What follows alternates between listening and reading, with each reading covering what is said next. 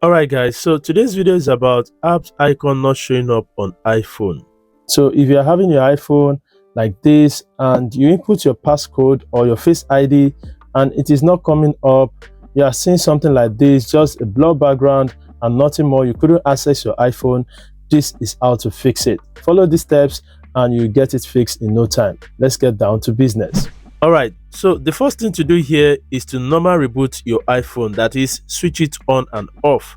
Now you can unlock it if you want to, but the first thing to do is to press the power button and the volume keys up, then press hold at the both side and you're going to see power off. Then slide this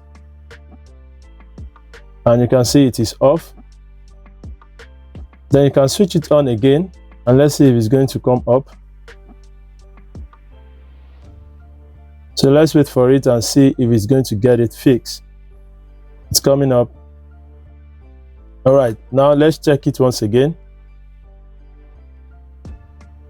Now it is up. As you can see, all the apps have appeared.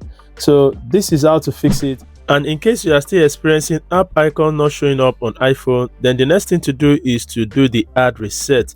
Press the power button and the volume keys up and down, then press hold till it shows the Apple logo. Then it is going to go off. Keep press holding and that is going to switch it up completely. Now if you don't know how to do that, you just have to follow the video showing right on your screen right now. This is going to show you how to hard reset your iPhone. This has also worked for other issues too successfully.